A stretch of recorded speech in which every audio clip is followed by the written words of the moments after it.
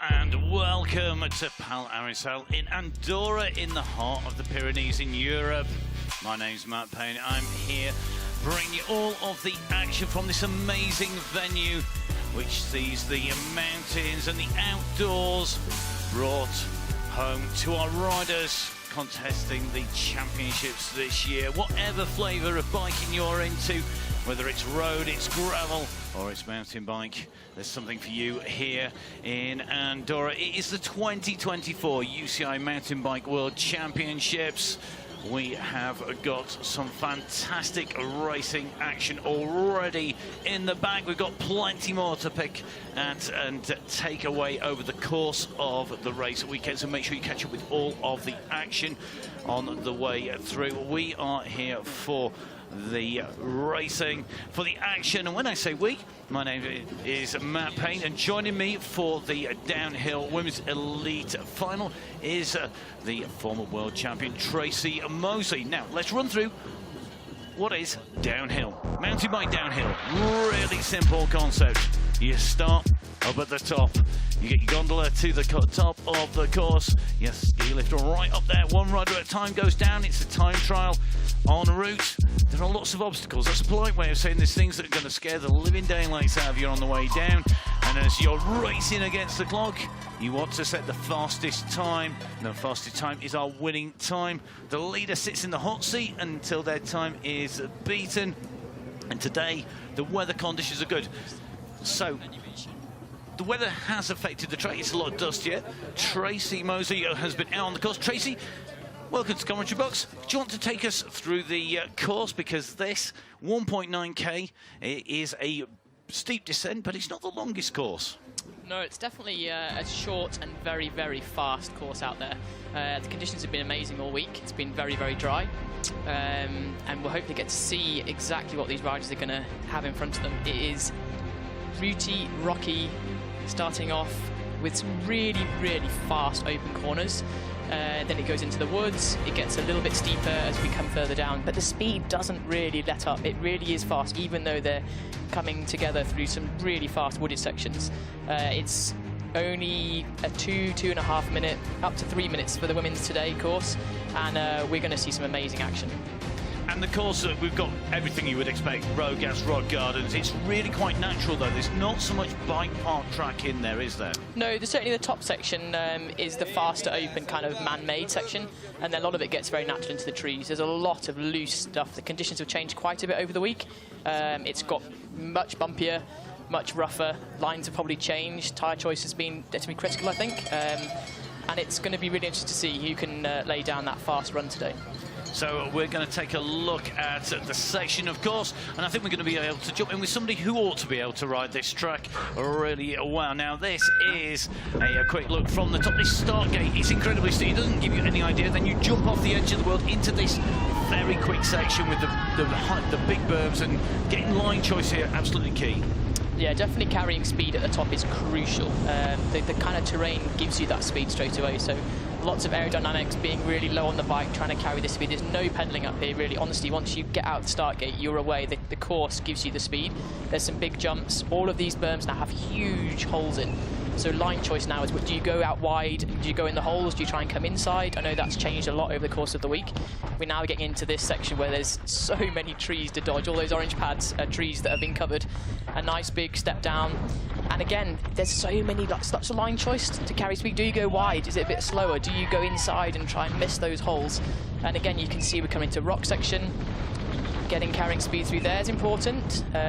All of this track, the average speed earlier in the week has been close to 40 kilometers an hour throughout the entire course. When you think you're coming neck and neck with these trees, that's a really fast speed. And when we were on the course walk, when we had a look at this, there were a lot of riders stopping and sectioning really key areas, looking at what everybody else is doing, where you need to actually take some speed off, because you don't want to go into some parts of this too quick. It's not just flat out, is it? No, definitely. There's always going to be places where you need to kind of adjust that speed. Exit speed's really key sometimes. This section, particularly coming down here, there's a really awkward corner at the bottom, and it's really easy to get stalled right there, but you need to carry the speed out of that. You've still got another section, of course, to come, so lots of riders have been sectioning these key sections that really are. Another one here coming down super tight. Do you go inside? Do you go outside? out into the open now, again carrying speed all the way to the finish jump. One big last berm, road gap, and then you're straight into the finish. It definitely is one of the fastest tracks I've seen for a long time.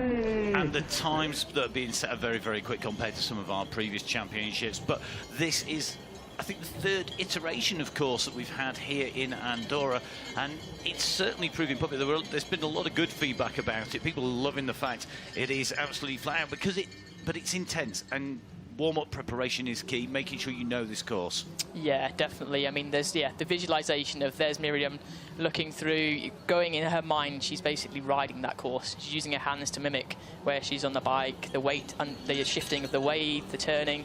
And there's absolutely no time to kind of, forget where you are on the course. You've got to know where you are. And as you can see, Miriam Nicole, of course, one of the all-time greats, 2 first places, 2 World Championship wins, 3 silver medals, 2 bronze medals. I mean, what a rider. But of late, she's been up against it. She's had an injury that she's carrying forward.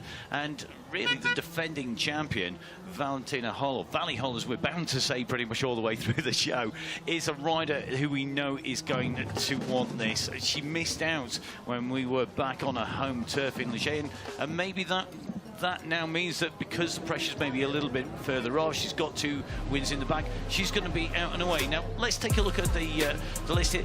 We've got quite a lot of riders. The start order is based on riders' World Cup rankings. Sorry, World Championship rankings. Their world ranking, yeah. So the world ranking is basically the points that you gain over a rolling 12-month period. So the riders have been racing World Cups, other races throughout the world, and the points they get basically gives them that ranking for the start list today. So it's obviously nice to be that last rider out of the hut, you're the last one down, but sometimes it's also nice to take that pressure off and be one of those first riders. And we're going to have a few anomalies there with some of the fastest qualifiers are going to be earlier on in that list today because they've had injuries, they've not been able to kind of, accrue those points like the others have.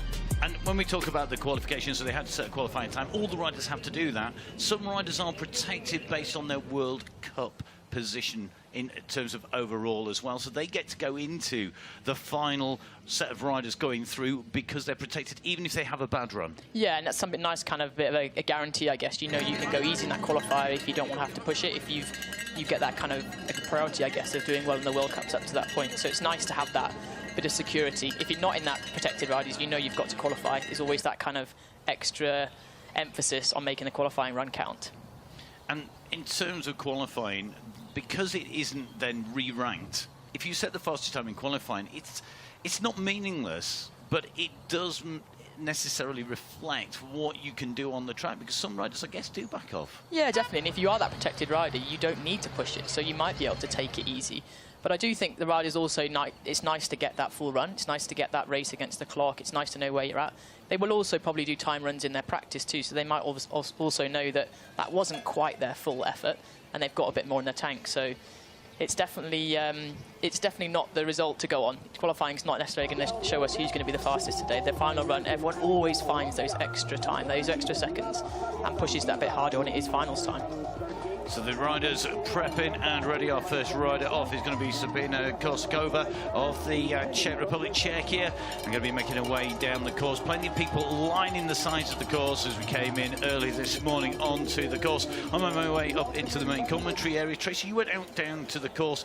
Lots of people of every nation lining the tapes at the side, and they've just got to keep a little bit safe, haven't they, here? Because it doesn't always go right. We do get riders getting this wrong.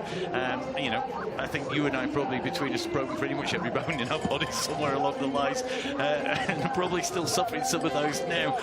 It's one of those things, if it does go wrong, you can go a long way. Yeah, definitely. I mean, there's a lot of padding out there. We saw on the trees, there's some catch fencing, and the taping is out there to keep the fans away right from directly on the side of the course. But it is one of those amazing things about mountain biking. You really can get close to the action. You can really feel the riders. You get to see the steepness and the speed. So first rider away here at the 2024 UCI Mountain Bike World Championships, wins the lead downhill. Our Czechia rider Sabina Koskova en route on the way down this, and we can see already picking up pace here. Yeah, it's amazing. This start really does just give you speed. You have to let go of the brakes. There's some big jumps into here. The holes in these corners are definitely getting worse throughout the week. And riders are now changing, trying to come inside or outside. It really is dependent upon how the conditions have changed. So as we go down, you can see the clock ticking on Sabina Koskova. We're going to see her from top to bottom pretty much here. You can just see some of these big areas that really are blown out. It's a big old dips where people have hit it hard. The terrain is changing because it is so dry and dusty. Nothing is sticking together here. There's no moisture anywhere. We're at altitude. I mean, 25% less oxygen in the air, but it's been bakingly dry as well. Yeah, we're fortunate we had a little bit of rain on Wednesday, which I think really did help the course. The next day, Thursday, definitely practice. The riders were loving it, but that moisture's now gone, so it's definitely disintegrated a little bit of the track over the weekend, which it always does with downhill. That's one of the skills. You've got to be able to read the terrain, read what's going to happen, and then react to it as the day goes on. And on the course, in terms of tyre choice here, it's very much dust that's giving you that friction, that lack of friction, that slip, that slide on there. It's not because it's muddy and slippery. Is that, for people who maybe are not regular mountain bikers, is that going to change the tyre choice? What sort of tyres are we going to see from our riders? Yeah, it was interesting actually, just wandering around the pits this morning, having a look at some of the riders, and there is quite a mixture of tyre choice. Some riders are actually going for like a mud tyre, which you would not think, well, how dry looking at it. But a mud tyre gives you a little bit more protrusion of the knobs on the tyre, so it does tend to dig in and might give you a little bit more traction, a bit more grip. But then the disadvantage of that, potentially the tyre's going to roll a bit slower, and this track is so much about speed. You want to make sure you've got the best rolling. So lots of riders are on that kind of intermediate, so not a super fast rolling dry tyre, because you do need some grip, you need some stability. And it's definitely personal preference. Some riders like to have it sliding and feel that slide, and they're happy with that. Others prefer to feel the real grip and to be able to turn and trust the tyre. So it comes down to personal preference and a little bit of how much do you want to roll versus grip. And everyone's different when it comes to that. So just coming down into this open wide area, part way down over the big gap. There I saw a lot of people watching that. It's absolutely huge. You're talking about twice a person's height there that you're gaining in height as you go up over the gap jump there. And then we've got this off-camber section where you've got this little pedally section. You've got to keep the power down over there coming in. That's a really awkward section we just saw. They're coming crossing that piste. There's two lines there. There's a low one that's really starting to get blown out and disappear kind of behind the tree. But it's a much faster entrance versus a much slower entrance that will give you a higher line exiting. So there's definitely been a lot of controversy around which is going to be the fastest. It's really interesting today to see who takes which line and the result of that. And you can see the dust plumes coming up behind Sabina Koskova here, picking her line choice through here, diving down, coming down in towards the finish arena. You're going to see the crowds, and they're going to make a lot of noise now in towards the final burn, final gap jump there. Carries the speed, just lands it, sets the time for the rest to be to 3 minutes, 17.865 seconds. And will get herself the hot seat until the next rider comes down, if the next rider can beat that time. Let's just take a look back. What we've seen really good here from Koskova, what's she doing really well? She's definitely carried speed through that rock section well. It's really hard. It's quite hard to go from that high speed straight into a technical rock section, so it's really important to be able to, decrease that speed and get the rhythm straight into a rock section. Well, let's see if Abigail Aronka from the United States of America can do exactly that. Away she goes from the start hut, making her way down on these upper sections. This start, so critical. Once you start losing speed, you lose speed. I'm going to catch up with her a little bit lower down the slope. She's coming in towards this lower section right now. And would you say that speed is being carried? Is she managing this as well as Koskova did? It's hard to tell at this point. I think there's definitely a kind of a constant speed throughout a track is a real key.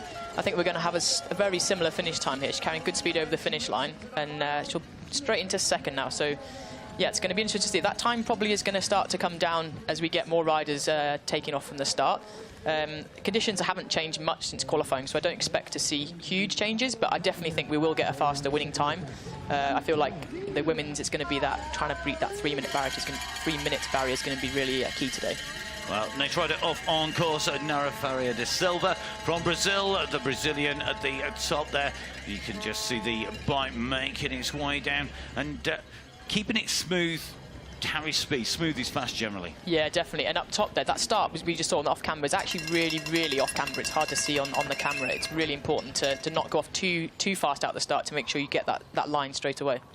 So it looks like as she comes through here, she's going to be potentially a little bit slower on the way down here. Not looking quite as quick. You can see, in fact, that time has ticked on already at split number 4. So losing 33 seconds at this point in time. Just trying to keep back on the bars. If if you were the coach, what one thing would you say to her that she needs to do in terms of riding? What one tip could you give her? I think this course there and seeing the difference there is just letting the bike roll a little bit more. The slower you go, you hit every single bump. The faster you go, you start to skirt over the top of them, and that certainly helps in fatigue for your hands and your body. So it's the confidence to look ahead and just let go that little bit much off the brakes and try and skirt over the top of the hole, not end up in each one of them. And really hugging the top of the berm, pedalling away in there, goes a little bit sideways on that jump, on the final gap jump. It's going to come into third place. 3 riders down. Third place of Fernando Faria da Silva. Next rider up, ready to go at the top of the hill. And you can see it's our rider from Chile, Fernando Yadameister Menzel. Oh, looking good. Now, we did see 1 or 2 riders have problems in some of the other races of getting around the post, but this looks like it's going to be a fast time already coming down here. Is it going to be fast enough to depose our top riders? It's not, but she goes into third place here. That's a 3:24. The next rider down should be Amy Kenyon of Great Britain.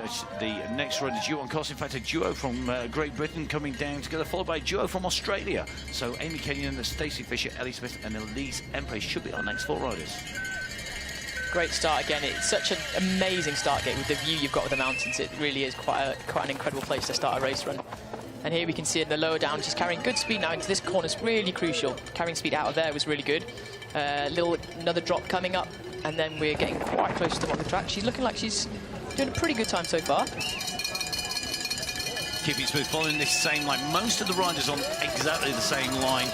And when you came down, you were saying that, you know, there's so many line choices. It seems like there's been a lot of narrowing down. People have really got this down to a fine art of, yeah, we know this is the line that is quickest, but not carrying as much speed over there.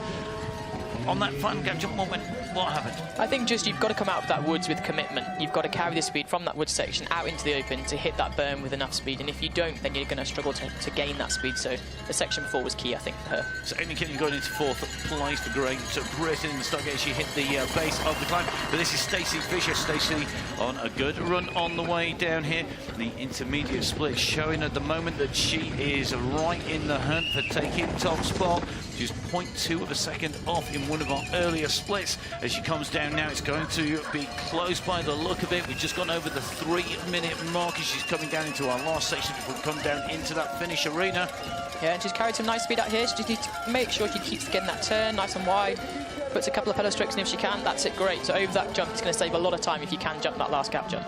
And goes into second place, 0.85 of a second down at the moment. So only one more spot she could have taken at this point, followed by Ellie Smith of Australia.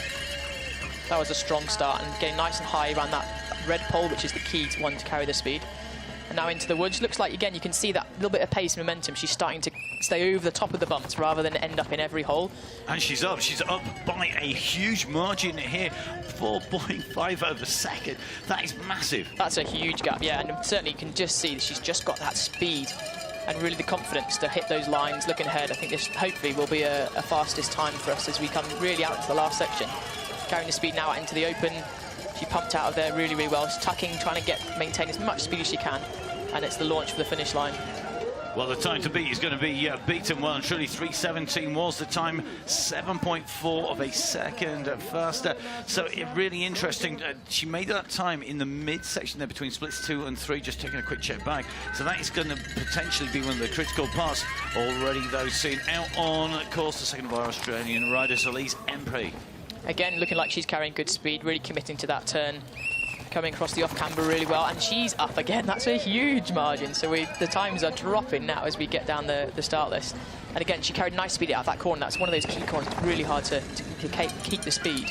And then she's coming across looking really confident and letting the bike do the work. That's a lot of the time, it's the key, is being able to just sit back and let the bike do the work rather than you try and force your way too much, certainly on this course. And yeah, you can tell the speed just jumped out of the woods onto this finishing straight, so this is definitely going to be a really fast time.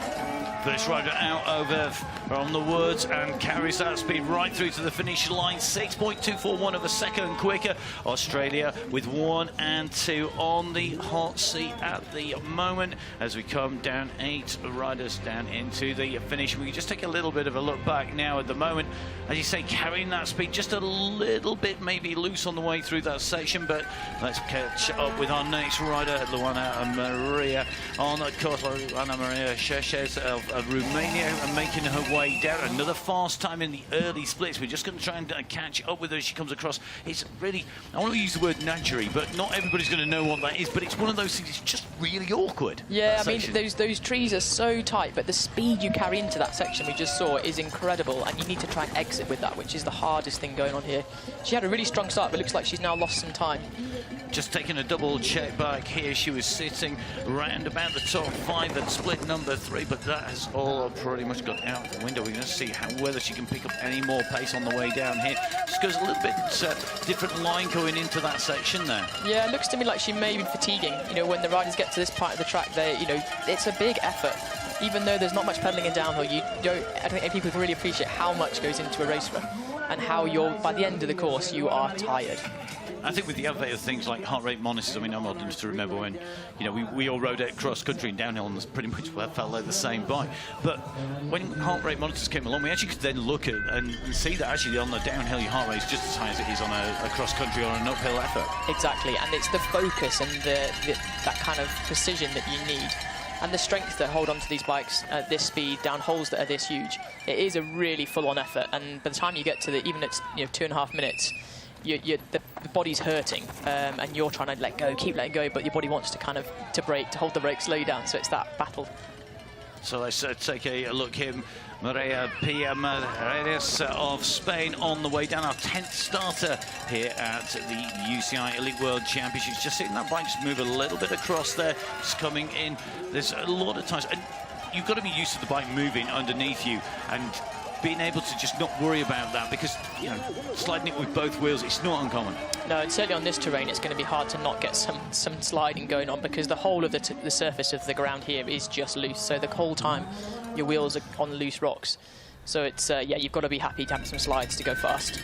Now, Shona Hearn of Australia down onto the track. Are we going to see a new fastest time being set by Hearn as she comes down? She's looking smooth at the moment. She's looking pretty quick. Is she going to be able to beat the fastest time? Are we going to see 3 Australian riders sitting in the hot seat at once? It's looking good. Yeah, she's definitely carrying really good speed at this point in the course. She's still staying strong. We're going to see a good exit here across onto the piste with a bit of speed. I think with her, she's not going to quite challenge for the hot seat, but she's definitely going to be in that top 3, I would think, as she crosses the line. We'll see. Well, it's going to be close. She goes into second place, very close to the time of Smith. So sandwiches in between Ampry and Smith. 3 Australians taking the top 3 positions at this point in time. And the finish, we have 11 finishers so far. And Australia at the moment, well, maybe they want it to win right now. That would be good for them. Yeah, that would be a nice one. I can't think that we're going to see a big change unless we get a sudden downpour, which has been known in Andorra to make a big difference. But I think skies look pretty settled today, so I'm hoping we're going to get a really good race that's good, the same conditions for everyone, which always makes it a fairer one. So next rider away from Belgium is Sil van der Velden onto the course over the gap jump, carrying speed. This amazing mountain venue you can see bathed in sunshine at the moment. You can see her trying to work the bike there and carry that speed, because this is all about, this is the fastest point in the track. There's some really big jumps that you can see here, and making sure that you maintain that speed all the way through this section, it's going to set you up really well for when it gets into the steep and it gets more technical. And you can see from this long shot, this great drone shot of her coming down from the top, she was carrying plenty of pace on the way through. We're just going to take a look up on to the hill. So we've still got plenty of riders waiting here. So just on to the descent. Next rider up at the top of the hill is Kiris Moreno Valles, just hitting the upper slopes.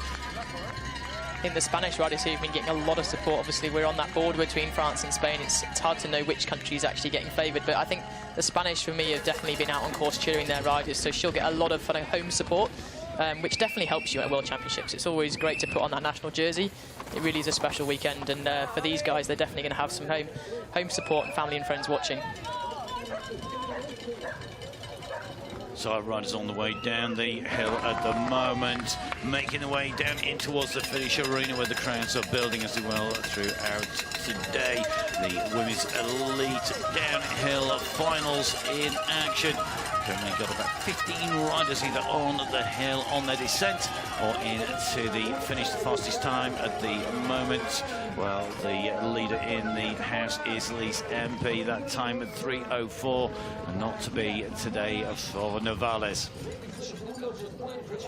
Okay, so we've got a few riders on the hill. Not all the riders have made it down to the base of the hill. I know that we've had a few issues at the moment. We're just going to keep a check, and we just see that as it goes wrong there. Talk us through. It's inevitable, isn't it? When you push it to the limit. I think looking at that, you could just see that sometimes your hand can bounce off the handlebars. If you hit a bump and your grip suddenly goes, it just looked like her right hand just came off the handlebars. And once you've done that, you're basically riding the stem, trying to steer with one hand. And is that just the balance point between trying to stay fluid and loose, trying to get that, you know, that legendary flow? It's not always the case that you're going to get that, and having that flow and just being a little bit too loose. Yeah, I mean, you can't grip the handlebars for sheer to death all the way down. You've got to, you know, relax and try and flow with the bike. And sometimes just the timing can be wrong. You suddenly just relax in the wrong place and something hits you, and that's it. Your hand's off, and it's really hard to come back from that. So just as seen for us of the Republic of South Africa, she went into 6th place as she came down into that finish, 16 seconds down on our race leader. Our next rider coming out the start gate, this is Vicky Clavel from France, and as Tracy just said, it is almost a home race. In fact, some of the medalists final championships have said it has felt like a home race. So Clavel on to the hill, on to the descent. How's she looking at the moment, Trace? What would she looked really strong. That was a lot of pace coming out there. I watched her in practice actually, and really felt like she had some good pace on the course. So it'll be interesting to see where she ends up, into 4th. So yeah, really good run, I would say, for Vicky today. So good run for Vicky, going into 4th spot, not quite onto the hot seat. Gets the fist bumps from the French team, and time to suck in some oxygen. Our next starter is going to be Emmy Lan of Canada. Emmy's one of the riders which is mixing up a bit of enduro and downhill these days, so it's really cool to see that we're seeing a bunch of riders being able to do both, and certainly she'd recently become national champion of Canada for downhill, so this is great to see her on the world stage now against the best of the rest of the world. And enduro, multi-stages of mixed terrain, all fresh, generally going to be a slightly different rider who can excel, but it's a lot of transferable skills. Definitely. I mean, the enduro's still got those gravity skills, but you've got more time in the day to kind of make up for it. Often the runs are longer. This is potentially quite a short effort for her, and it needs to be full gas. So, yeah, it's certainly going to help her next week in her enduro, I'm sure, having some time on the downhill bike this weekend. So coming down into the finish, Emmy Lan of Canada comes through. She goes into 5th place, 12 seconds down. Our next riders are out on course, and we've got a few big names coming up, people who have put in some fast qualifying times. Harriet Harmden of Great Britain, and Michaela Parton of Great Britain coming down. Abigail Hoagie on the hill at the moment. We've got running coming up with Blewett, Hastings and Hemstreet. So we're getting into those more familiar names for people who've been watching the World Cup circuit, maybe watching the Enduro World Circuit. Definitely, but I think the Aussies there on the hot seat now, they put in some pretty fast times. They're only just a second or two. They're leading time off the fastest qualifier of yesterday. So I think that time's going to hold for a little bit longer, to be honest, until the real fast girls start to come and potentially take a few seconds off it. So we're just watching Abigail Hoagie come down, taking that turn, coming into this last wooded section. It's the final wooded section. You know, once you come across that off the cambered section into these woods, you're nearly there. You don't want to make a mistake on this last section down. Very early on, we saw riders actually having issues in this very fast section into this turn, but no problems for Hoagie. She comes through in underneath the gantry, and that time puts her into 13th place at the moment. 23 seconds down on our fastest time, and that Australian fastest time has been set looking good. Now can Harriet Harden do this? A rider that Tracy knows rather well. Yeah, definitely. Hattie's been from my hometown, so is certainly, again, another one of those athletes that multi-discipline, cyclocross, cross-country, enduro, and now taking on the world stage in the downhill. So she's definitely got the skills, she's got the fitness. She's not used to riding a downhill bike as much as some of these other girls, but I know she's here to give it a good go, and looks like she's carrying really good speed. Split's looking pretty good. I think it's going to be a fast finish, hopefully. Well, she was saying when spoke to her just after a qualifying run, she might be able to pull a little bit more time. It wasn't going to take too much. She goes into second place here today for Great Britain. Going to slot in behind Elise Epi, who is just shuffling the seats in the hot seat. So Harden on the way down. That time of practice she's had in terms of being on that downhill bike, is that enough to have costed that top spot? Yeah, for sure. You need to spend time on the bike that you're racing. It definitely is transferable, but it's not, you know, it's not directly transferable. And Hattie's done national champs in a few other races, but there's not been that much time. So that's a really, really strong ride for her. She's improved on qualifying, so she'll be happy with that. Now Michaela Parton on the descent, 6th place at the last time split, 7 seconds down as she comes down the hill into this last section. Just goes a little bit sideways, just coming into that drop off by the look of it. But going to be wanting to chase that speed all the way into the finish. Yeah, this final section is when the fatigue really is starting to set in. There's a tricky section before that drop off that we see, and then you've just got to hold on all the way to the finish and really try and make the best of this last turn. You can see some big holes developing in that berm before you get to this jump. And how you set that bike up, people who are not avid mountain bike fans, we've got everybody in and around with lots of different levels of expertise. Time on the bike allows you to dial that bike in. Can you set the bike up so that it's going to be capable of dealing with a track that's more washed out, more blown out, with bigger holes in there? Yeah, definitely. Your suspension setup make a huge difference, and you can see sometimes just from watching different bikes that are really working well. And riders will spend a lot of time with their mechanics and the suspension engineers, making sure the bike is doing the best for them. So yeah, it's key, certainly when the holes get as big as they are on this course today. So Frida running on the descent for Norway, coming through, looking smooth at the moment. Just seeing that back wheel go a little sideways, a little bit more airtime underneath the wheels, maybe just not able to push down as much, carries speed out though.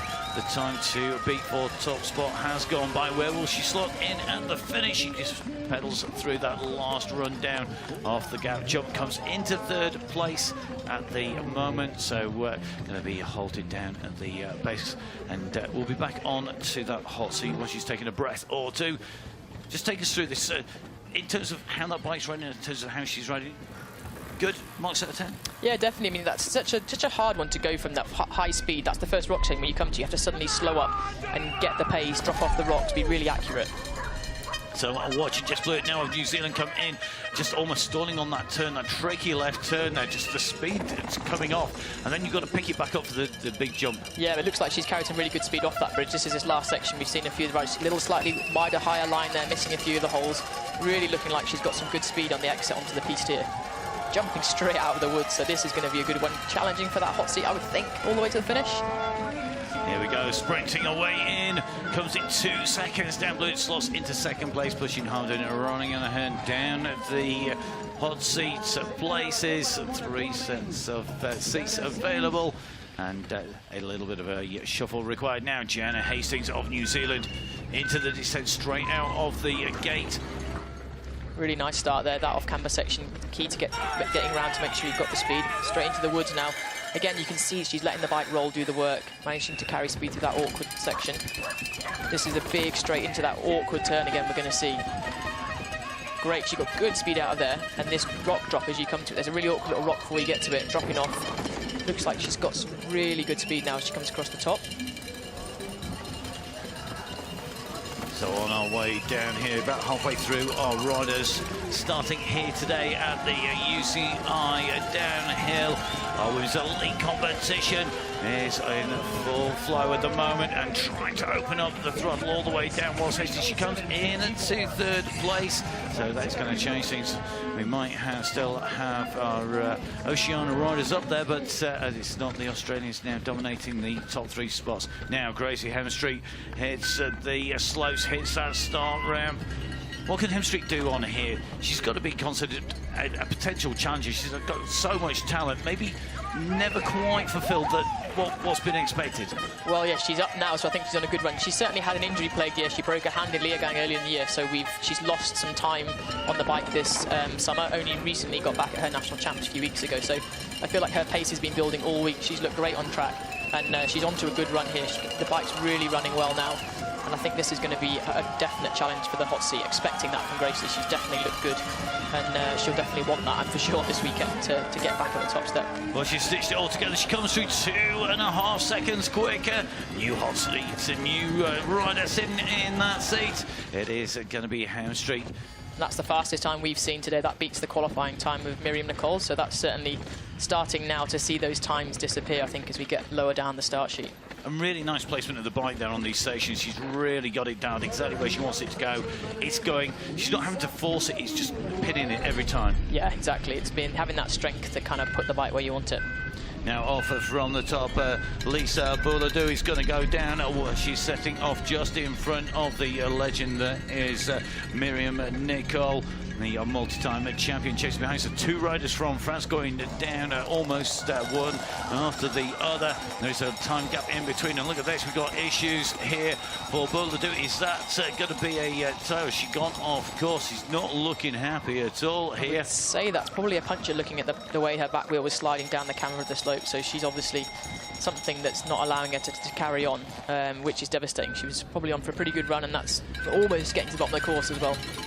So Miriam Nicole on the way down, first time split 3 seconds up at split number 1, and she makes her way down the slope. She's out on course right now and looking good. She is the fastest rider at time split number 3, I think, but she's coming into this final section, of course, and she should come in to top spot. She's just ahead. It's only 1.106 seconds there. That shows you just how good that run from Hemstreet was. Yeah, and definitely Miriam had such a fast top section qualifying, and she kind of got slow, and the riders were gaining time on her as she came down the course. Super high line she's got there, trying to carry speed. So this is key that she gets some speed out of this bottom section to make sure the rest of the riders aren't going to take any time out of her, because she's been looking fast all week. This is almost a home race. She rides for Arinsal, who are based right here at the bottom of this mountain, so it's a big race for her. And goes through 1.081 seconds now. That puts her in the hot seat. Is she going to be disappointed with that, do you think? Because it's not a big time gap. I know this is a short. Last year's winning time for the World Championships was 4 minutes 58 seconds. This is short. I mean, we are talking super short times, but it's still only 1 second in a short run. Yeah, we've still got a lot of the top riders to come, and I think we've been hoping to get a few more seconds out of her, her faster than her qualifying time. So she's gone 3 seconds faster, but I have a feeling that it might not be quite good enough.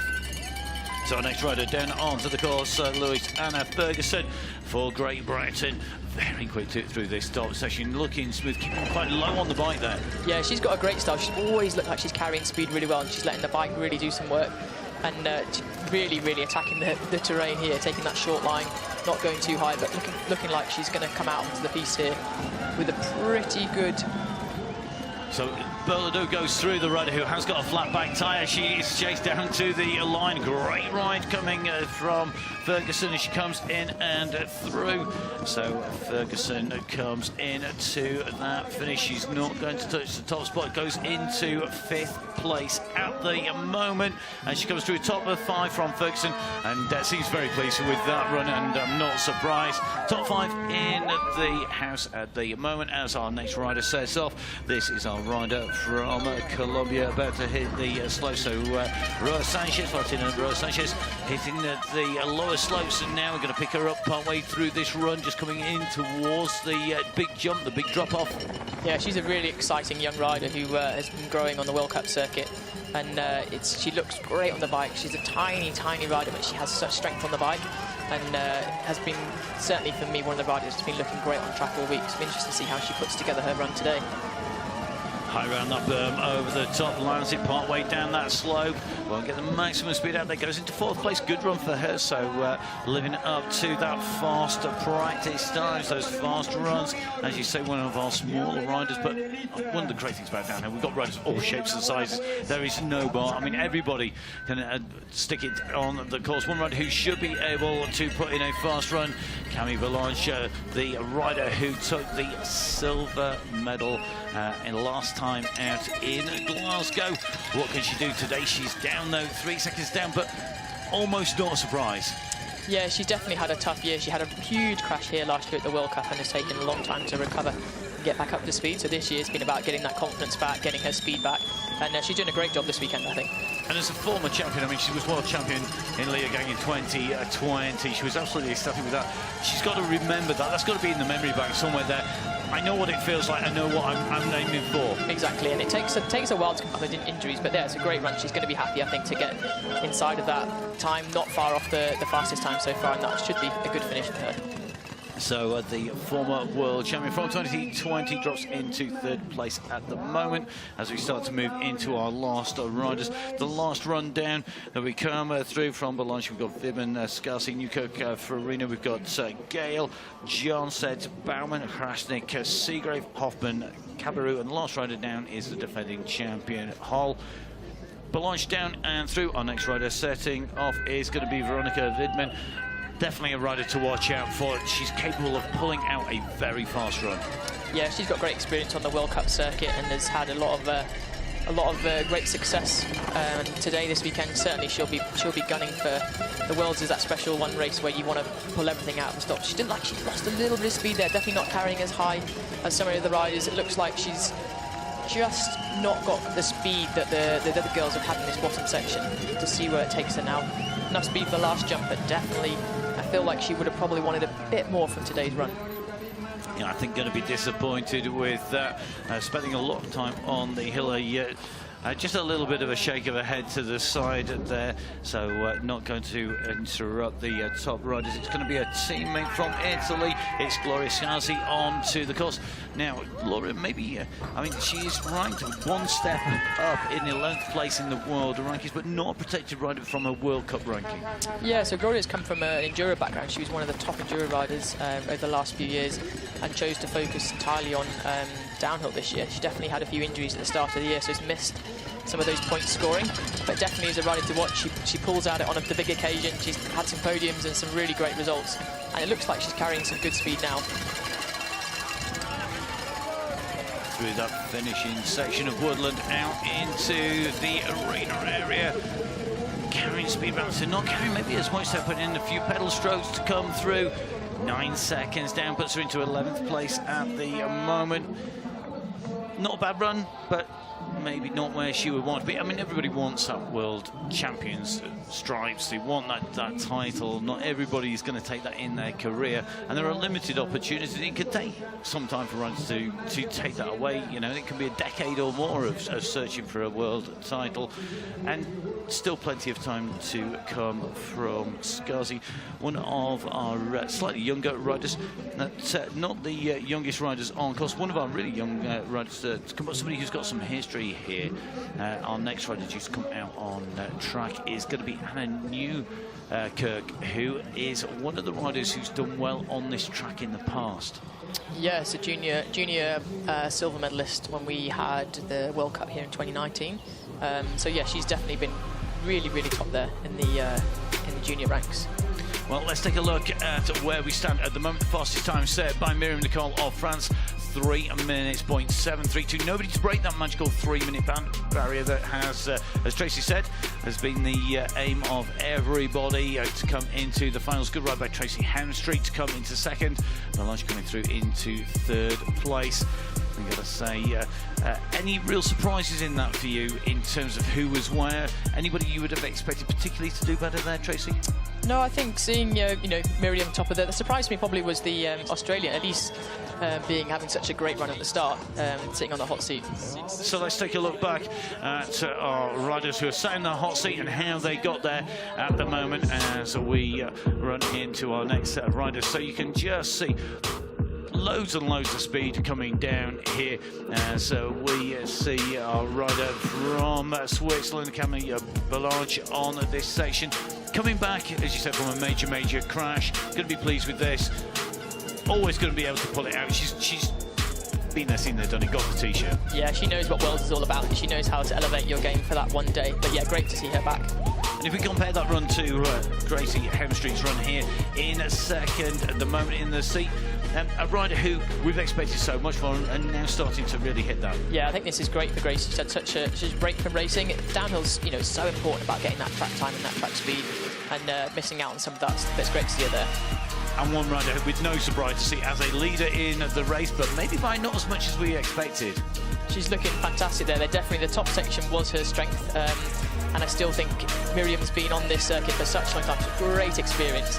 She knows how to win a World Championships, and she'll have been preparing for this day, so have to sit now in that hot seat and wait and see how long that time's going to hold up for. Well, Miriam Nicole with 2 golds, 3 silvers, 2 bronze medals. The rider who sits in the 4th best position overall. Now, as we run in, as we said, Anna Newkirk is going to be on next, rider out on track, running right through to Valley Hall, the last rider down on track. Of these riders here today, we've got lots of medalists.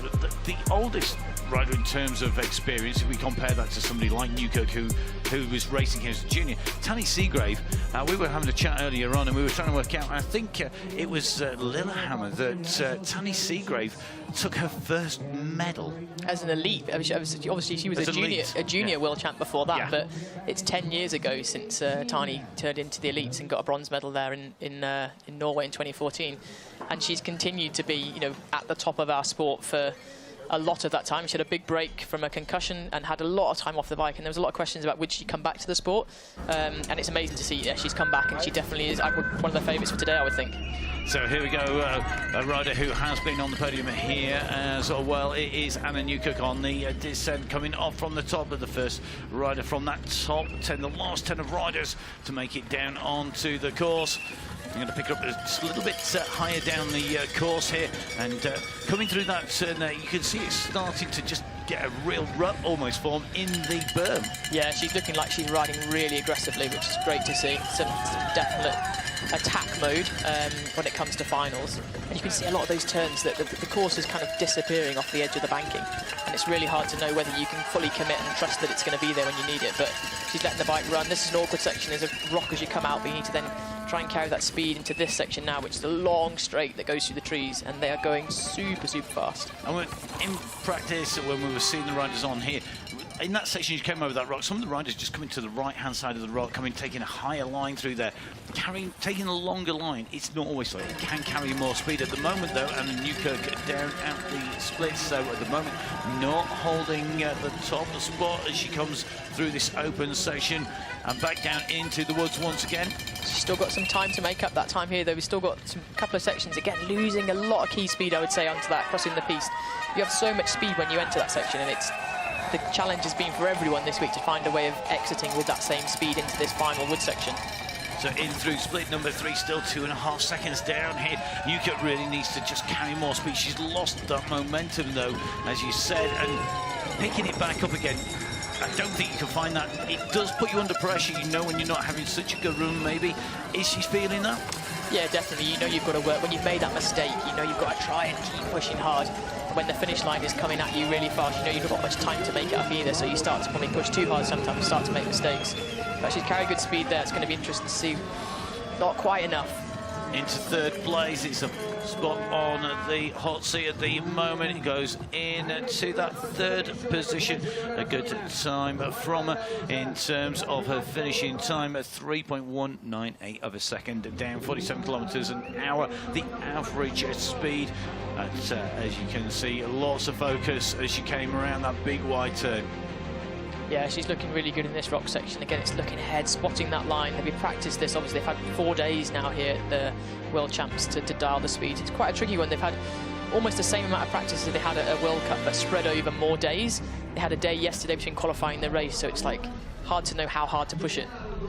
Okay, our next rider going to hit the slopes rider sitting 9th in the world overall. Eleonora Farina of Italy out from the gate.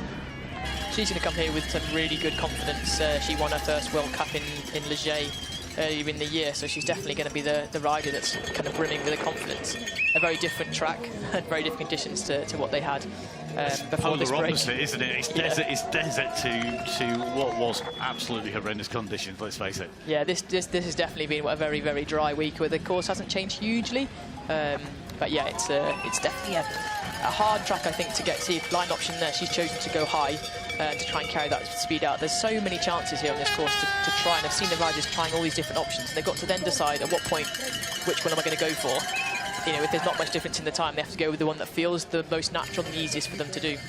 So initially on the first split, losing 0.7 of a second, now 4.8 seconds down, losing time in that second sector. It's the long sector when you come into the woods ready for the first time after that big wide bowl at the top. You can just see displacing rocks, a lot of debris coming off from her as well, but carrying plenty of pace up here. Yeah, this is the fast section before you come out into this awkward section where you've got to it's a big jump across the ground, then you've got to carry the speed into the woods, and it's that exit that really is going to be interesting to see how she carries that speed today.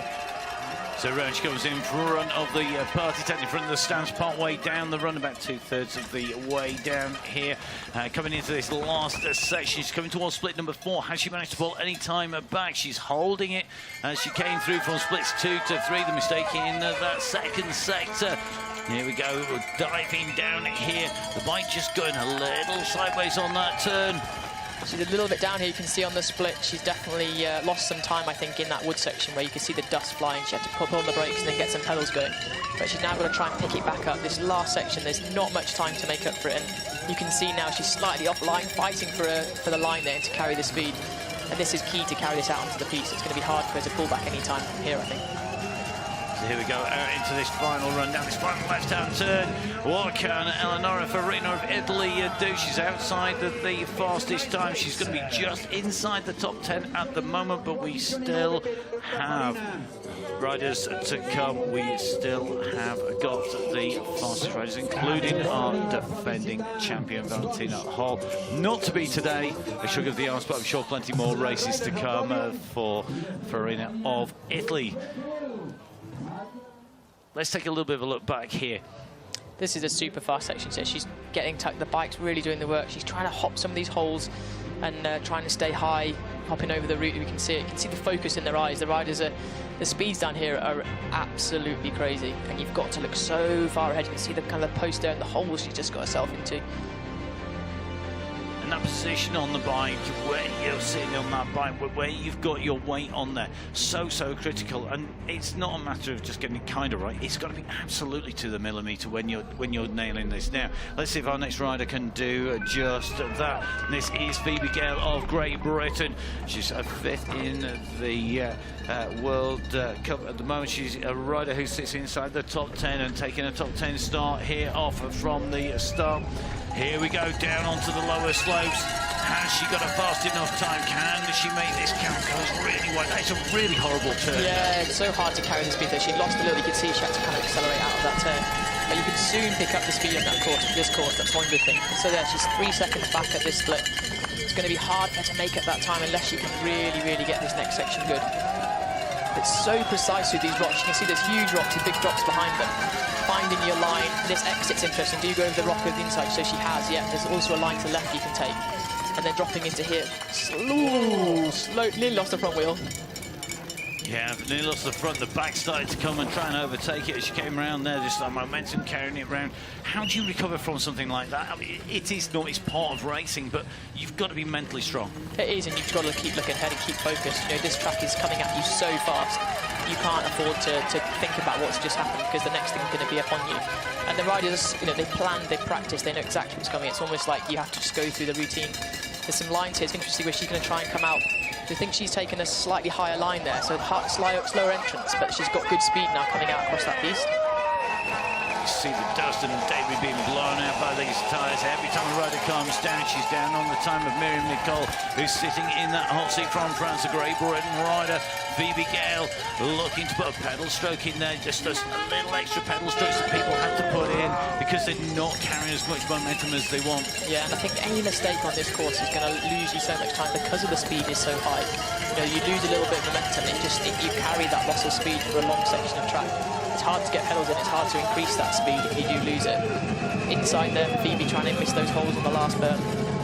Comes away in through the line, 7.7 seconds down, goes into 11th place at the moment from Phoebe Gale. Maybe want just a little bit more out of that run. Let's take another look back with our drone following our rider down. Get a real good impression here of just how fast this is. Yeah, that's a great top section. We've had all those fast berms and then you come into that first rock section and it's a change in momentum. It's really trying to make sure you can carry the speed, pick your lines really well. She's looking really strong on the bike. You can see the bike sliding underneath her, getting on the pedals early. Now, you've been here, you've been and got the stripy jersey. Millie Johnson up at the top, she's a young rider, 23. Is she going to know what it takes? Well, she's had a lot of success, to be honest, as a junior. So yeah, she knows what it's like to be up there winning races. She's had some huge crashes as well. She had a big one this week in practice. So that's always a hard thing to come back from if you've had a crash, to bounce back and rebuild that confidence. But she has looked good on track. She's been carrying really good speed. So it's going to be interesting to see whether she can put those crashes behind her and really, capitalise on the speed that she's had and the practice she's had on the course. And one of our protected riders, so been out there on the World Cup. To get that protection, you've got to be right up there inside the top 10 in the World Cup ranking. Very high line round there. Takes a much deeper entry into that corner. Yeah, that's one of those corners where you've got to make that choice. There's not much in it. I don't think it depends which one you decide is going to work for you. Neither of them are particularly great for carrying speed. And ultimately, this track is so much about trying to find those little milliseconds where you're off the brakes a bit earlier and you're exiting the corner with speed. So she's chosen to just pinch through that little gap there rather than go up over the rock, which I think, carries the speed into this next section. Looking good through here. So being able to pull a little bit more time back here, Johnson of Norway goes to low the bike. And you don't want to go high. You want to carry your speed and use it to gain distance generally. High is just lost time. Yeah, definitely. I mean, everywhere on this course, I think Miriam McCall was really good in that top section. She's always low off the back of the bike. It's quite a unique style, but it's certainly great for aerodynamics. You can see Millie again trying to tuck to carry the speed into this key section. So carrying pace in through, very direct line going down slightly lower. The line down through there than we've just seen from Gale. A more traditional line almost on the way through. We've seen a lot of debris coming off the riders' wheels here. We've seen a lot of dust, dirt, we've seen stones roll down. You can see them following the wheels here of Johnson. Is there an advantage to be where we saw the run being put in by Miriam Nicole by being just that bit early where the track is maybe more similar to the one that you rode in practice? Yeah, definitely. I mean, every rider that comes down, a rock moves, it rolls, it digs the hole a bit deeper. There's been berms on the course. The course we've been working on every time to try and maintain it. So sometimes there can be holes that develop just after one rider. So it's it'd be interesting to see how this does. The track holds up the rest of the day.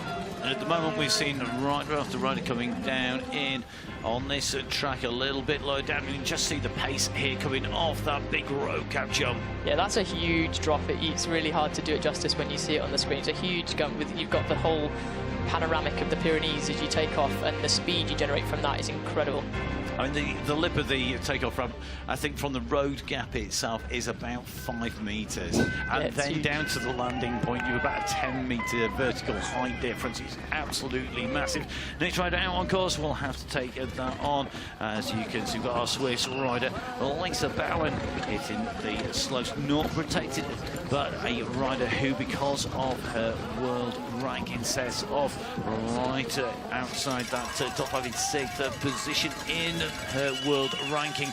Currently in touch though after the top section, 0.194 of a second, so it's only 0.2 of a second off pace at the top section. She's got to carry speed. Really interesting, just going out to that right hand side, coming off that drop off onto the ramp. Yeah, setting up for those 2 berms to try and maximise the speed you can carry in. Lisa's definitely one of those riders I think is so on form. She won the European Champs only a few weeks ago, beating world champ Valley Hall, so I really do feel like she's in a confident place. She's getting faster and faster every race she does. She's a young rider that's come again across from Enduro and is really finding her home now with downhill. She's looked impressive and she's carrying great speed. She's looking great down there. Just the speed, the pace, letting the bike do what it needs to do underneath. Just give those tiny little corrections. You can just see the knee moving out, just trying to rebalance, reset. Comes off to the side here, pits the slightly shorter line, not going wide and over the bigger rocks. Dropping into the section, comes down lower. Good speed, maybe not quite enough, lost a little bit more, 0.66, what's it going to be now, 0.62, so pulling it back a little. In touch, can she do anything on this lower slope? So hard to pull it out down here. Yeah, there's definitely, I mean, this jump, everyone's kind of carrying the same speed. It's this next two wood sections that I think are really key and where you can lose a lot of time gaining it possibly, but she's again chosen to take that high line, so she's coming out with way more speed than the people that have taken the low line, but it is a slower entrance, so it's hard to know whether it's worth the extra effort to get there. We'll soon see, I think, with the split times. Here we go, lost more time. Interesting, so going on that high line, gone to 1.3 seconds down from 0.62. I was just tracking across there, not dropping down almost into that slight tiny bit of a bump. As she came off, just took a slightly higher line, shorter route, but maybe not able to hold as much pace through there. She comes in, doesn't jump as far into this area, goes really high on the entry of the berm into the jump, comes all the way into the line. 1.742 goes into third place. The top 5 riders separated by 3.4 seconds at the moment. Good ride. Yeah, it's getting good now. I think we're going to start to see some good battles for those few seconds, and I think, you know, really strong start from Lisa Baumann there, and slightly lost a little bit of pace as we went down the course, but it's going to be interesting. Yeah, definitely. I think she had a really good top commitment into this section here. It's a great bit of footage we can see. You kind of get a real feeling of what the riders are doing, dodging, ducking and diving between those trees, dropping off the drops. It's such a good variety on this course, I think, from the high-speed straight line, the man-made stuff, to some really natural sections. And getting the bike set up for all those differences is going to be a challenge for the riders over this course of this weekend, but that's what practice is for. They've got loads of time to dial the bike in and make sure they've got the best setup. Our next rider on the way down the course is going to be Monika Hrashnik of Slovenia, a regular rider, the 2020 World Championship bronze medalist. She took that in Leo game, very different conditions to that we've got now, and looking at the moment like carrying plenty of pace. It's so fast at the top here. Yeah, you can see the dust cloud that is behind the riders as they're trying to tuck down, keep those aerodynamics. I mean, it's courses like this now, you can see the riders are in clothing that really is, you know, nice and tight fitting. They are going to be doing all that they can to try and carry that speed. The old skin suit days are back, and this is one of those courses where you definitely need to have all those aerodynamics playing the part for you. And the riders there are still rules to conform to for the clothing, as well as the bikes, the helmet, the protective kit. All that controlled by the UCI, the governing body of cycle sport worldwide, and the riders always pushing to get that little bit extra advantage. Yeah, definitely. I mean, just there's so much technology that's moved on from when I was racing in terms of the padding, the protection that they use is now really slimlined. It fits to the body. It's able to kind of go underneath the clothing without even really seeing it. But these riders now are fully protected, and it's really great, comfortable stuff that they can wear and feel like they're well protected if they do have a crash. There's a lot of knee movement coming from Hrashnik at the moment. You can just see pushing that knee out on the inside of those turns regularly, a lot more so than other riders. It's a very personal thing, though, isn't it, that movement, that style? Yeah, riding styles is such a unique thing, and you can often see when you know riders from miles away who it is just from their position on their bike. And that's the great thing about the sport, is that there's not one way of doing this correctly. So many different body types, different techniques, different sizes of riders, and ultimately it all comes down to, you know, the fastest person down the hill, and there's lots of different ways of doing that. And it always amazes me how the times could be so tight at the end with such different lines, such different techniques. But yeah, it looks like she's having a great run here, carrying the speed nicely and trying to let the bike flow. That's really is the key here. You've got to pilot it, but you've also not got to kind of over-pilot it and let it kind of roll when you can. And 2 minutes into the run, the lactic acid is going to be on the max, isn't it, already? We hit split 3 here. She's nearly 6 seconds down, losing time consistently all the way down this run. Not nailing the top. You've got to nail every section realistically, I think, at the moment, to beat that time of Miriam Nicole in the top one. Oh, mistake or deliberate? That was a real push on the outside to get it round there. That was to get that high line, I think, to try and carry that speed across that section. And Yeah, you can see she's working really hard on the bike. I wonder if that extra effort that she's putting in is just not actually helping her go faster forward. Sometimes the riders that make it go fast, it looks so effortless. They're just stood. I think we'll see that later on with Valley. She's got quite a unique style where it looks kind of effortless and calm, and the bike's doing all the work underneath it, and that's kind of what you want to look for. You can then maintain that effort for a lot longer. Coming down into the lower slopes here, you can see the arena directly below. You can see the crowds watching at the side here, cheering on the riders. Monica Hrashtik on her way down. It's not going to be a medal-winning run today. She's going to be outside the time of the top 3, and she just squeezes into the top 10. 5.790 seconds slower. Waves to the crowd. It's not to be a medal this time at the World Championships, but I'm sure she will be back for next year's, where we're going to be in Valley in Switzerland. Okay, let's take a little look at the run. What did we see really right from her there? What bits would she take from that as being the best that she's got from there? I think she had a solid run. I think it was just that little bit of speed throughout the whole track is key, and I think that's what's we'll see now. If these riders can maintain that pace the whole way, then they're going to have a great run. And now we're going to see that from Tani Seagrove. She's a rider that we know is going to be really pushing. She had a super fast qualifying time there, second fastest time in qualifying. Is she going to be able to nail that from top to bottom? She's coming back to her best. Definitely. It's been great to see the return of Tani, and I think we're definitely seeing some of her best riding this weekend. She's looked super strong on the track. She looks really focused. She knows how important these World Championships are. She's probably one of our most experienced riders now on the circuit, so knows how to turn it on when it matters. And she's definitely got that kind of speed suit. She's definitely into making sure that she's ticked all the boxes of all the marginal gains that she can make in terms of equipment and bike to make sure she's best set up for this race today. And is that an advantage? I mean, we're seeing here the fastest time coming in. It's 0.2 of a second faster on this top than the run by Amira Nicole. Is that time that she spent on the bike? It is just that experience, that extra time and knowing what it takes. Yeah, and it's being able to have that, to handle those nerves. Downhill is such an incredible mental sport, and you can have some of the best riders out there, but it's who can deal with those nerves on the day, who can push their body and their self to the limit without making the mistakes and being so precise. And we're seeing a great start for Tani today. 0.194 up at split number 1. We're halfway down towards split number 2. This is that big section just coming down into the woods. It's still sparse at the tree cover at the moment. The bike just flakes out under there, carrying the pace down, carrying that speed. Can she do this? She's got to hold this together. Absolutely on the limit. It's looking good. Can she pull back that time by the split? It's coming up. She does look super loose on the bike today. It does look she's riding really relaxed, and that's the key. If you can be relaxed and you can let the bike run, you can do amazing things. And it looks like she's having from us looking at the screen, it looks like a really great run. Just lost a little bit. Lost a little bit of time. She was up by 0.19, so basically 0.2 of a second up. She's lost just under 0.4 of a second to drop down. Now, once you lose that speed, it's so hard to get that back, but it's not impossible. If there's a section that suits you better, lower down. Yeah, definitely. And a lot of this time is, when you're chatting to the riders, it's all about, they're saying we need to just stop dragging brakes, don't drag the brakes. It's really easy to say it, but it's that kind of instinctive. You want to have that safety brake there. So if you can just let go that little bit, the bike just runs that little bit more.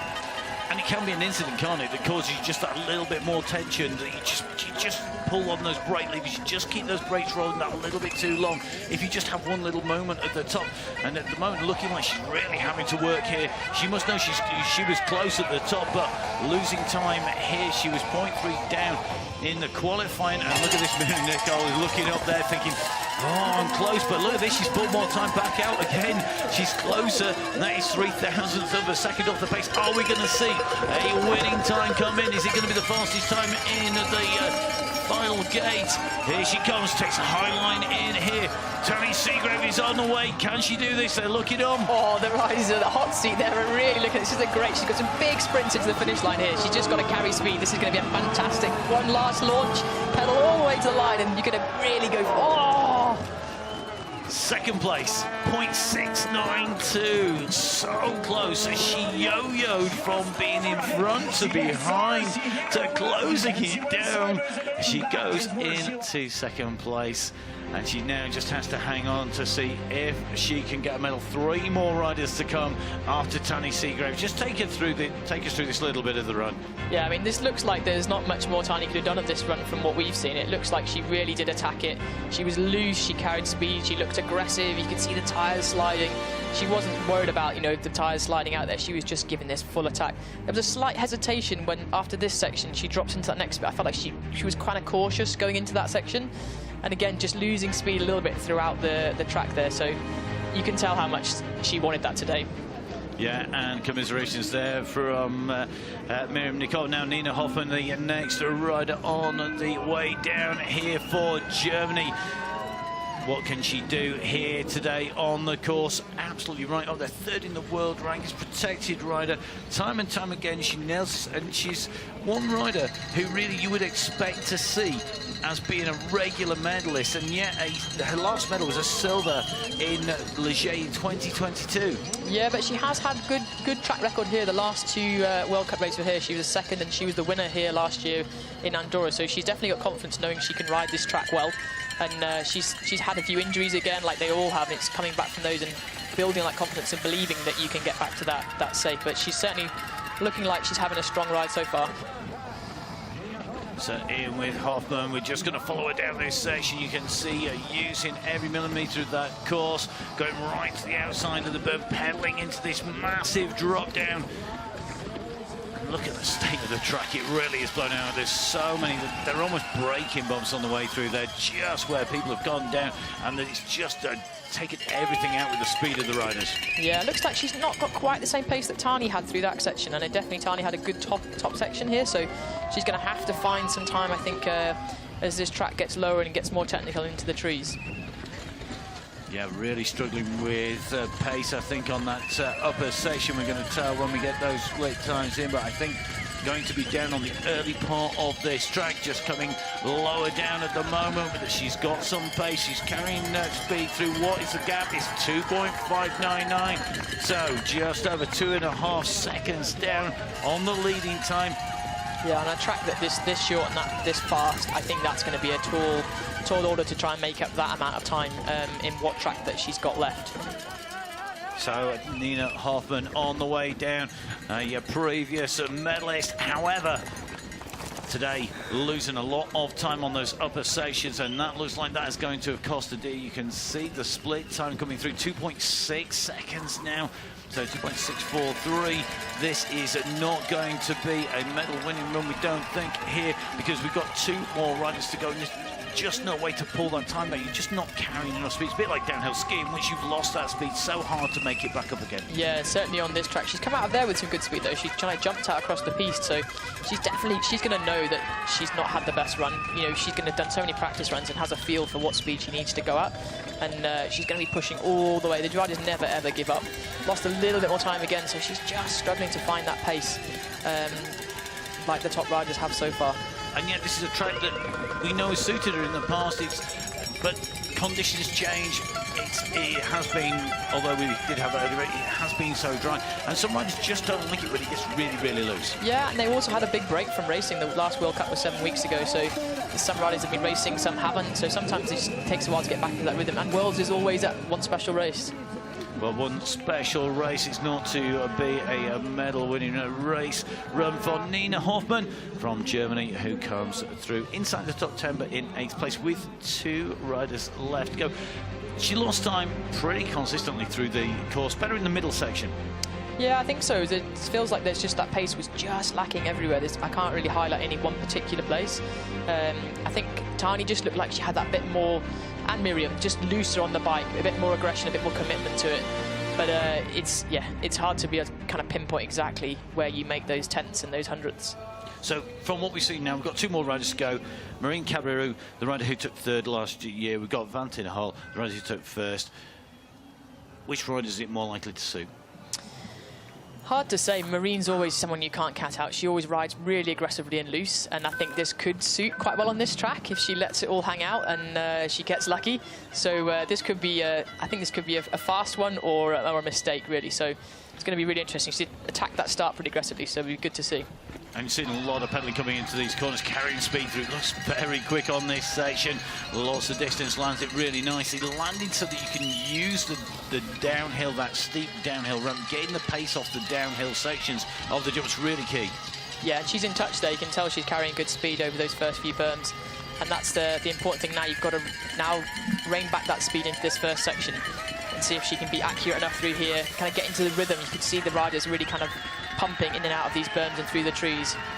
So Cabrera at the moment descending down 44 seconds into the run. She should now be absolutely nailing this because we are on that section. She's just come in. The big jump, she's got the big massive berms, carrying plenty of pace down here. She gets low, taking a straight line through, just seeing the bike flicker around a little bit on the side there. Looking good though, just throwing the bike into those corners. Yeah, she's working hard to keep that speed. You can see the holes in the bikes wanting to chatter around. Again, nice line here to set up, trying to carry speed inside on that little berm, but she's still got good speed into this really fast straight section now. So every time you carry that speed in, it continues through. You can build on that momentum, build on that pace if you can get it down into this really tricky corner. It just scrubs so much speed. That was nice. That inside line looked like it worked for her there. Yeah. Be interested to see on this next split whether that capitalises. Again, 52 kilometres an hour down that section through those trees. That's not hanging about. It's not hanging about, but it is not as quick as Miriam Nicole. Over 2 seconds down and now. And the multi-time world champion, Miriam Nicole of France, in the hot seat, looking more and more secure as time goes by. She set off on her run. She was early in the standings going down, but has it been enough? It's certainly looking like it. She's got the beating of Marine Caberu at the moment. The time's going into the red time and time again at the moment, and you just got to keep up. You need to stay up. Can she take away a medal here? It'll be interesting to see. I think it's still pretty tight. There's still a possibility. She really is going to have to nail these bottom sections, you know, these last two wooded sections. She's lost, there's a lot of speed lost out of there. She's put some pedals in to really gain that speed. I think we're going to see her losing more time now when we get the next split. So hemorrhaging time on the way down the course. Cabrera really pushing. The split comes in 3.978. So Tracy's expectation right there, just losing time on this descent, just unable to pull it back as she goes down. As you said, she's going to know what sort of run she's on. She's going to know whether she's in touch, and she will know the time. Setting off later, you know the time you're going to be. Yeah, exactly. That's one of the advantages of going late. If you want to know, some riders don't want to know because it kind of puts added extra pressure. But yeah, if you're the rider likes to know, you know what you've got to, you know what it's going to feel like. So yeah, that's definitely a run that I'm sure Marine will be wishing she could have put away and had another chance. But it's Worlds, it's always tricky. It is indeed. So at the moment, the top three standings in top spot, Miriam Nicole from France, 3 minutes, 0.732. Second place is Tanny Seagrave at the moment from Great Britain, pointers 0.692 of a second behind. Gracie Hemstreet currently sitting in third position, provisional bronze medal at 1.081 with one rider to go. The defending champion looking to make it 3 in a row. Leger Glasgow, will it be? Arinsal, you can see the crowd getting wound up down in the finish. A little bit of a correction. The riders have plenty of time to go. They can start any time as soon as those beats go. There's about a 10-second window for the riders to choose, but away goes the defending champion from Austria. What can she do here today?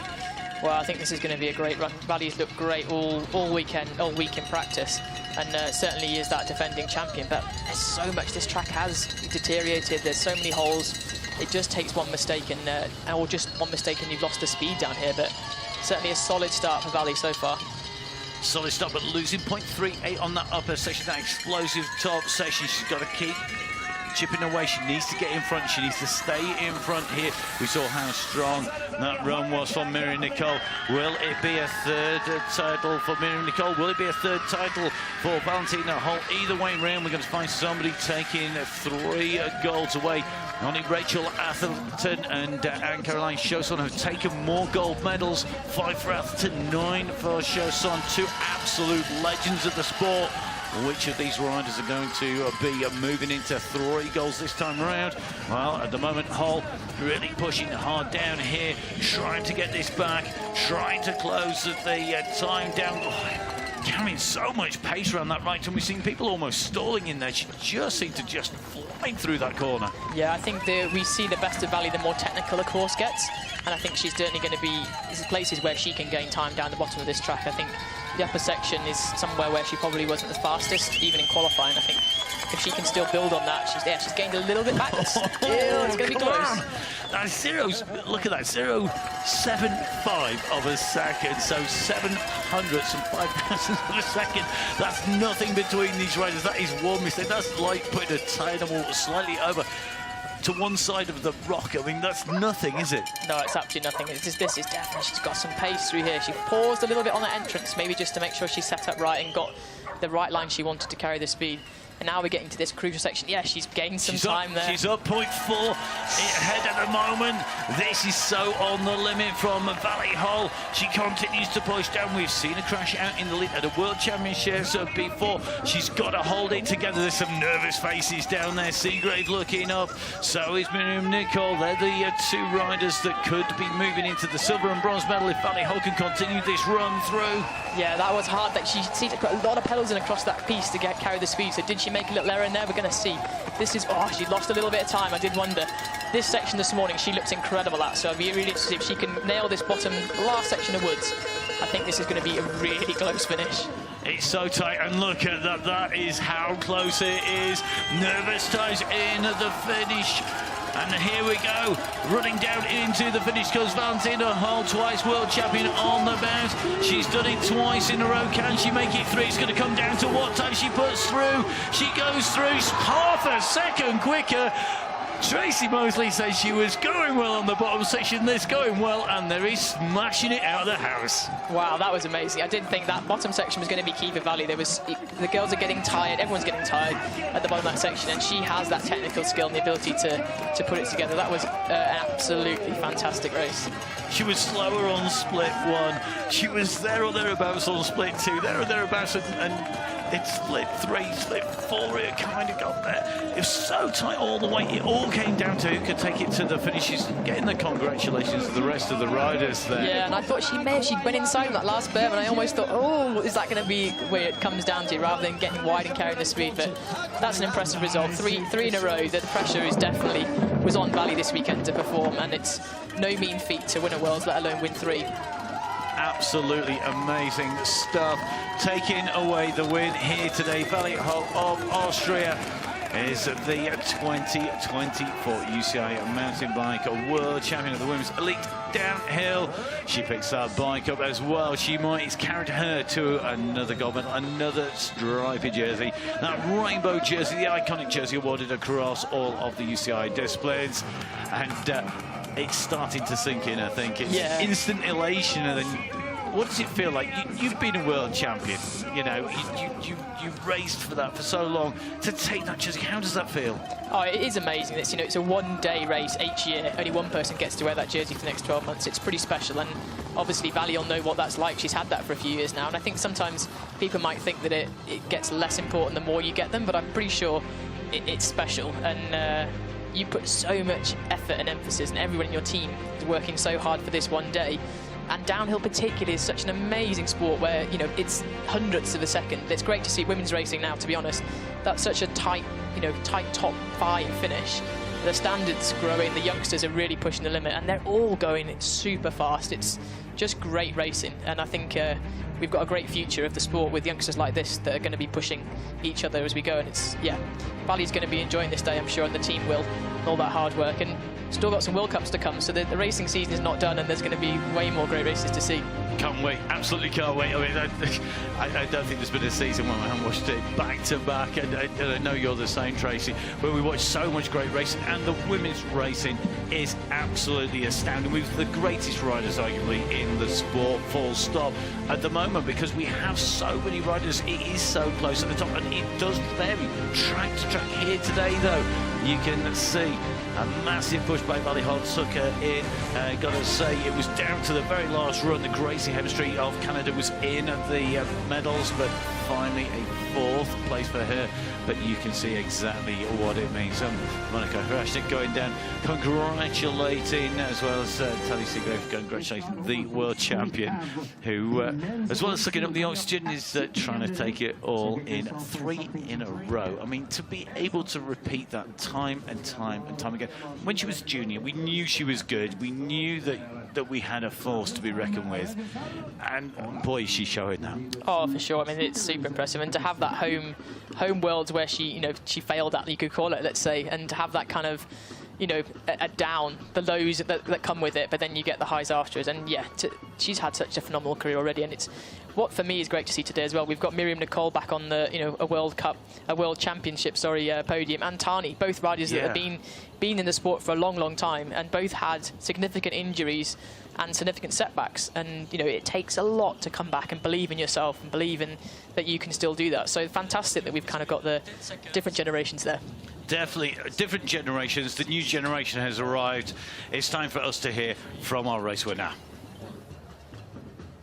Valley, this is your 3rd rainbow jersey in a row. I mean, what a finale. It was just kept on swaying between you and Miriam. I mean, it's unbelievable, and judging by your face, you can't believe it either.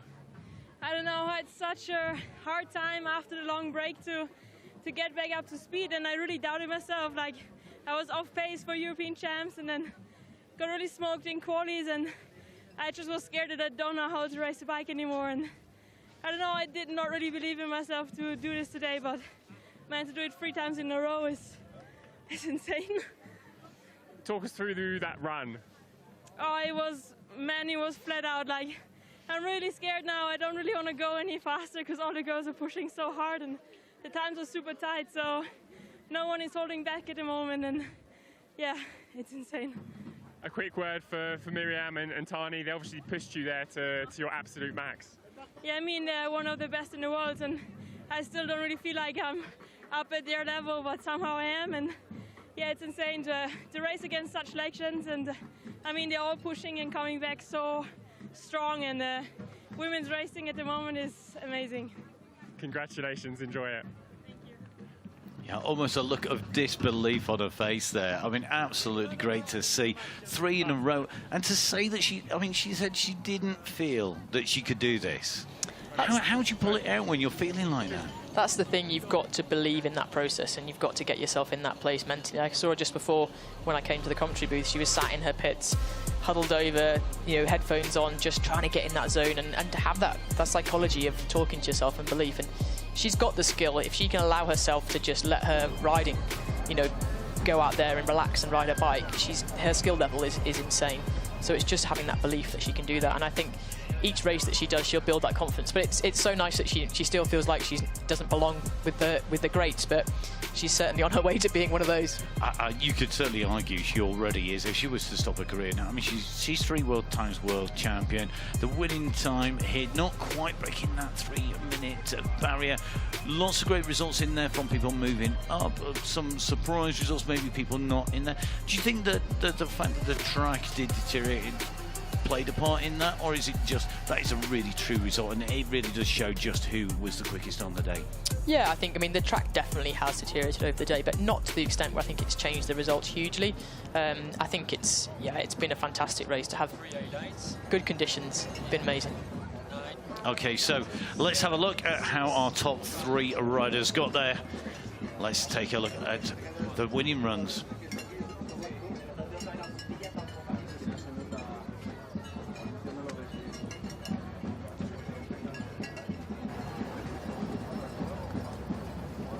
So great shots here in Andorra of the amazing scenery here. Our runners coming down to take those medals. Well, what a set of runs that we had. The third place run from Tani Seagrave. Why was Seagrave so quick? She looked right on the limit. Yeah, she just really wanted that this weekend. I could see that she'd put everything into it, and I think she put together a great run. So a good run by Seagrave, coming back into the medals once again. She was beaten by Miriam Nicole, who'd set that earlier time in second place.